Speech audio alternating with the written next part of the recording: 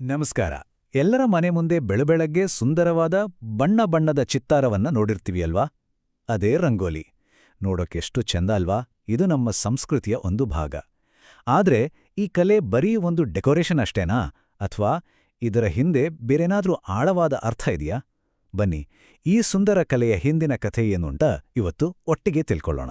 ಹೌದು, ಇದೇ ಪ್ರಶ್ನೆದಾನೇ ಇವತ್ತಿನ ನಮ್ಮ ಚರ್ಚೆಯ ಮುಖ್ಯ ವಿಷಯ.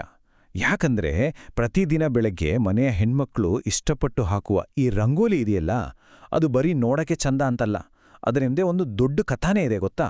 ರಂಗೋಲಿಯ ಮೊದಲನೇ ಮತ್ತು ತುಂಬಾನೇ ಮುಖ್ಯವಾದ ಅರ್ಥ ಇರೋದು ಅದರ ಸ್ಪಿರಿಚುವಾಲಿಟಿಯಲ್ಲಿ. ಅಂದ್ರೆ ನಾವು ನೋಡೋ ಈ ಡಿಸೈನ್ಸ್ ಬರೀ ಗೆರೆಗಳಲ್ಲ, ಬದಲಿಗೆ ಸಮೃದ್ಧಿಯನ್ನ ಮನೆಗೆ ಕರೆಯೋ ಒಂದು ಪವಿತ್ರವಾದ ಇನ್ವಿಟೇಷನ್ ಇದ್ದ ಹಾಗೆ. ನಮ್ಮ ಸಂಪ್ರದಾಯದ ಪ್ರಕಾರ ಮನೆಯ ಹೊಸ್ತಿಲು ಅನ್ನೋದು ತುಂಬಾನೇ ಪವಿತ್ರವಾದ ಜಾಗ ಅಲ್ವಾ? ಅಲ್ಲಿ ಬಿಡಿಸೋ ಈ ರಂಗೋಲಿ ಒಂದು ಮಂಗಳಕರ ಸಂಕೇತ ಅಂತ ಹೇಳ್ತಾರೆ. ಅಂದ್ರೆ ದೈವಿಕ ಶಕ್ತಿಗಳನ್ನ, ಪಾಸಿಟಿವ್ ಎನರ್ಜಿಯನ್ನ ಮನೆ ಒಳಗೆ ವೆಲ್ಕಮ್ ಮಾಡೋ ಒಂದು ದಾರಿ ಇದು. ಇದರ ಬಗ್ಗೆ ಒಂದು ಮಾತು ತುಂಬಾನೇ ಫೇಮಸ್. ಸುಂದರವಾದ ರಂಗೋಲಿ ಇರೋ ಮನೆಗೆ ಮಹಾಲಕ್ಷ್ಮಿ ಆಕರ್ಷಿತಳಾಗುತ್ತಾಳೆ, ಮತ್ತೆ ಆ ಮನೆಯಲ್ಲಿ ಸುಖಶಾಂತಿ ನೆಲೆಸುತ್ತೆ ಅಂತ. ಅಂದ್ರೇನು? ಸಿಂಬಲ್ ಆಗಿ ಹೇಳೋದಾದ್ರೆ, ರಂಗೋಲಿ ಅನ್ನೋದು ಸಂಪತ್ತು, ಸಮೃದ್ಧಿ ಕೊಡೋ ದೇವತೆಯನ್ನ ನೇರವಾಗಿ ಮನೆಗೆ ಕರೆಯೋತರ. ಎಲ್ಲಿ ಅಂದ, ಶುಚಿತ್ವ ಇರುತ್ತೋ ಅಲ್ಲಿ ಲಕ್ಷ್ಮಿ ಇರ್ತಾಳೆ ಅನ್ನೋದು ನಮ್ಮಲ್ಲಿರೋ ಒಂದು ಆಳವಾದ ನಂಬಿಕೆ. ಓಕೆ, ಇದು ಸ್ಪಿರಿಚುವಲ್ ಸೈಡ್ ಆಯಿತು. ಆದರೆ ಅಷ್ಟೇ ಮುಖ್ಯವಾದ ಇನ್ನೊಂದು ಆಯಾಮ ಇದೆ, ಅದು ನಮ್ಮ ಮನಸ್ಸಿನ ಮೇಲೆ ಆಗೋ ಪರಿಣಾಮ.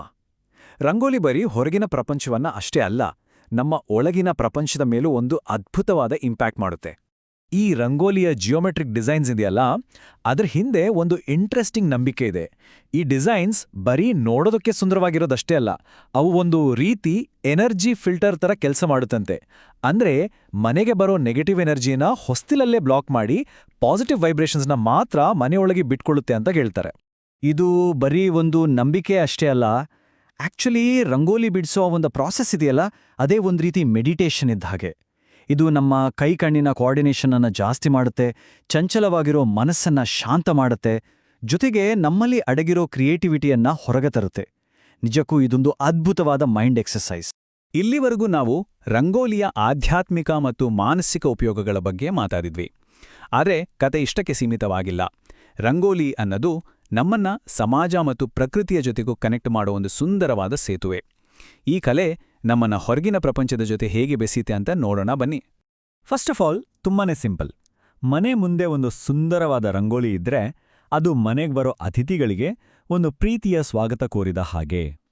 ಆ ಮನೆ ಎಷ್ಟು ಅಚ್ಚುಕಟ್ಟಾಗಿದೆ, ಅವರು ಅತಿಥಿ ಸತ್ಕಾರಕ್ಕೆ ಎಷ್ಟು ರೆಡಿ ಇದ್ದಾರೆ ಅನ್ನೋದನ್ನ ಇದು ತೋರಿಸುತ್ತೆ. ಆದರೆ ಒಂದು ನಿಮಿಷ, ಕಥೆ ಇಲ್ಲಿಗೆ ಮುಗ್ದಿಲ್ಲ. ಮನುಷ್ಯರಾದ ಅತಿಥಿಗಳನ್ನ ಬಿಟ್ಟು ರಂಗೋಲಿ ಇನ್ನು ಬೇರೆ ಕೆಲವು ಅತಿಥಿಗಳನ್ನ ಕೂಡ ಸ್ವಾಗತಿಸುತ್ತೆ. ಅವ್ರು ಯಾರು ಅಂತ ಕೇಳಿದ್ರೆ ಖಂಡಿತ ಆಶ್ಚರ್ಯ ಆಗತ್ತೆ.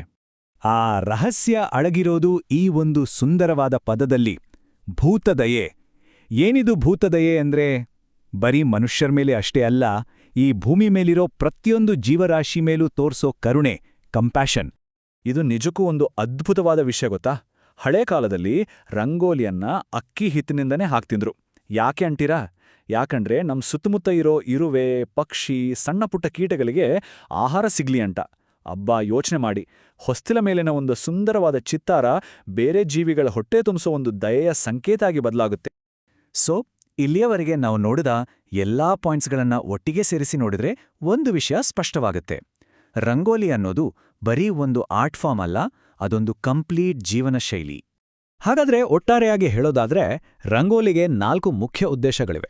1, ಸ್ಪಿರಿಚುವಲ್ ಲೆವೆಲ್ನಲ್ಲಿ ಲಕ್ಷ್ಮೀ ದೇವಿಯನ್ನ ಆಹ್ವಾನಿಸುತ್ತೆ. 2, ಸೈಕಲಾಜಿಕಲ್ ಆಗಿ ನಮ್ಮ ಮನಸ್ಸಿಗೆ ಏಕಾಗ್ರತೆ, ಶಾಂತಿಯನ್ನ ಕೊಡುತ್ತೆ. 3, ಸೋಷಿಯಲ್ ಆಗಿ ಅತಿಥಿಗಳನ್ನ ಸ್ವಾಗತಿಸುತ್ತೆ. ಮತ್ತು 4, ಎಕೊಲಾಜಿಕಲ್ ಆಗಿ ಅಂದ್ರೆ ಪರಿಸರದ ದೃಷ್ಟಿಯಿಂದ ಎಲ್ಲಾ ಜೀವಿಗಳ ಮೇಲೂ ಕರುಣೆ ತೋರಿಸುತ್ತೆ.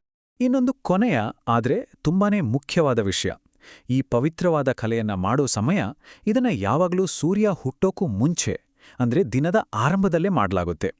ಯಾಕಂದ್ರೆ ಇದು ಆ ಇಡೀ ದಿನವನ್ನ ಪವಿತ್ರಗೊಳಿಸಿ ಒಂದು ಪಾಸಿಟಿವ್ ಸ್ಟಾರ್ಟ್ ಕೊಡುತ್ತೆ ಅನ್ನೋ ನಂಬಿಕೆ.